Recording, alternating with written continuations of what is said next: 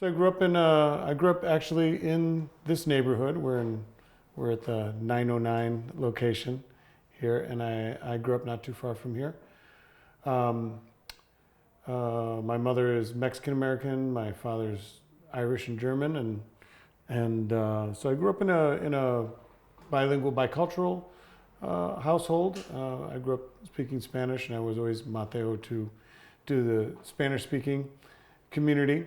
There was a lot of folk music in my household when I was growing up, and so the Steve Goodman and Bonnie Kolak. So in the late 70s, I guess 79 or 80, um, I had very diverse musical taste.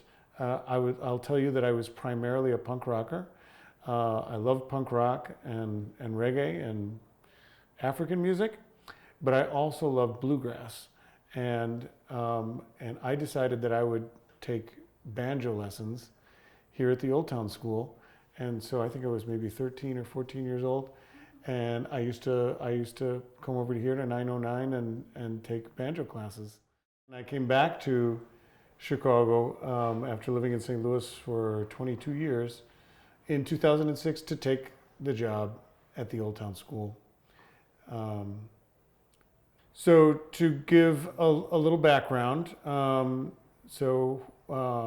illustrious Juan Diaz worked at the school for a number of years. I think he was at the school for about 12 or 13 years, and he built up the Peña series and did the Latin American outreach in general. Besides the Peña series, he produced a Latin American festival, a folk music festival. He had set the stage for all the Latin American event and educational programming that we do here at the school. There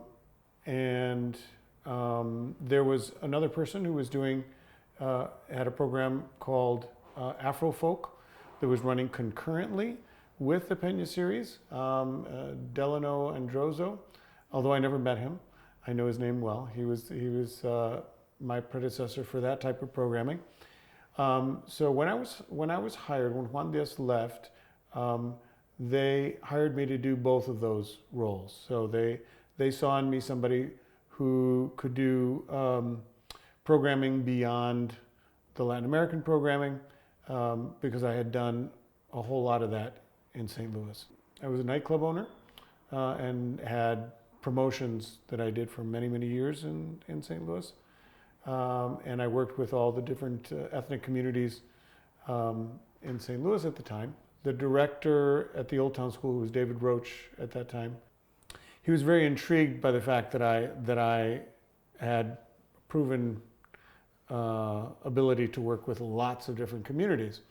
And so I was hired to do just that, to work with the Latin American community, but also to work with all of the different ethnic communities in town. And so I took that to heart, and that's what I've been doing.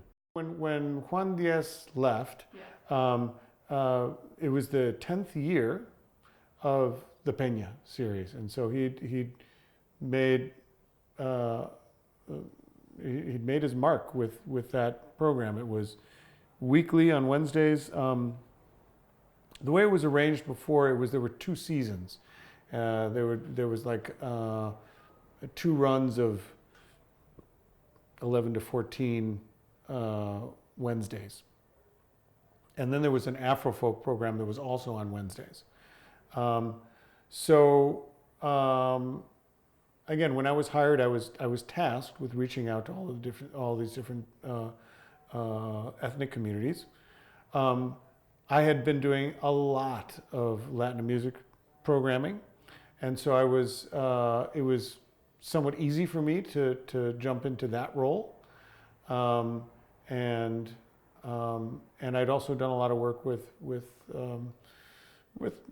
African and African diaspora music and dance, and so I was able to fill those roles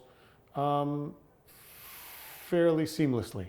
So, but I took a look at the situation, and I said, well, I'm being tasked with working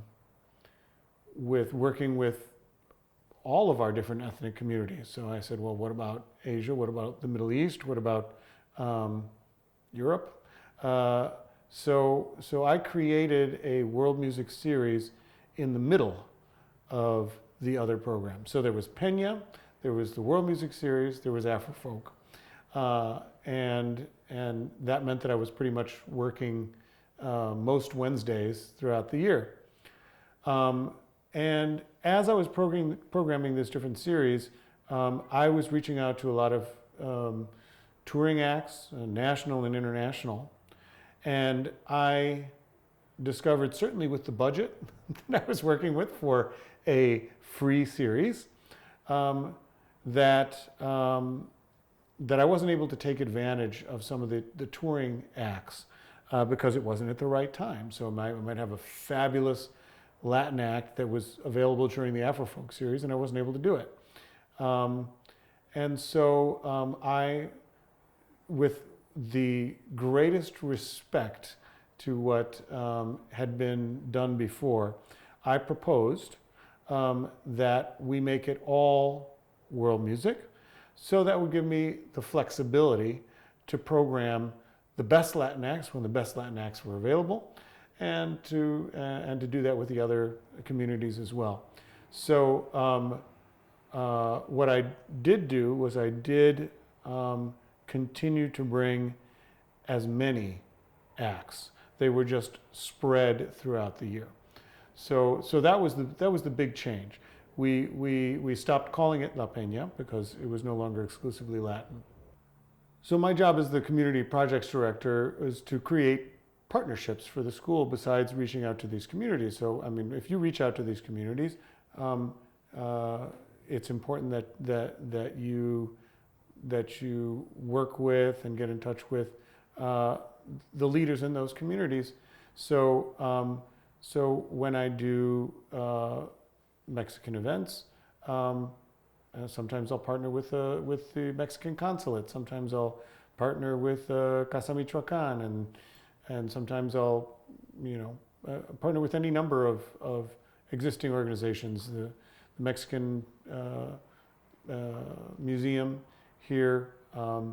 When we do events for the Puerto Rican community, we've partnered with the Puerto Rican Arts Alliance, with the Segundo Obispo Elvis Cultural Center, with La Casa Puertorriqueña. We've worked with all of those different organizations. I've worked with tons of consulates. And I do this for the world community. The Old Town School is a place that receives all different cultures, and you can go and you can experience shows that maybe before had only been presented in the neighborhoods and within those communities that the music comes from. So I think it's been really important for people of all types in Chicago, that there's a place where they can experience, Indonesian gamelan and Puerto Rican bomba and Mexican jarocho music or yeah, any types of the ethnic music that we present, yeah. And they're able to do it. I'd say worry-free. I mean, I don't want to say it like that, but people feel comfortable coming to the Old Town School and experiencing different cultures through the Old Town School. I can tell you that when I propose presenting certain artists at the Old Town School that are used to playing just within their community, they're always really excited to be able to play for an audience that's not exclusively their community. They want to expose people to their culture. I always say that cultural diplomacy is the most effective. I can tell you that the Old Town School is viewed much differently than when I started there 13 years ago, and certainly since Juan Diaz started, because it traditionally has been a white institution, and has the focus has been on white American musical styles, whether that's singer-songwriters or old-time music or whatever it is. The school is much more diverse right now. I think it's much more diverse in terms of the programming, both educational and in terms of events, than it used to be. And I think that is now something that is much more permanent. We probably did 15 or 20% of our programming was quote unquote world music, and I would say it's probably 30 to 40% right now. So yes, it's that's become one of the things that the Old Town School is known for, and what has allowed us to have a profile outside of Chicago, outside of the U.S.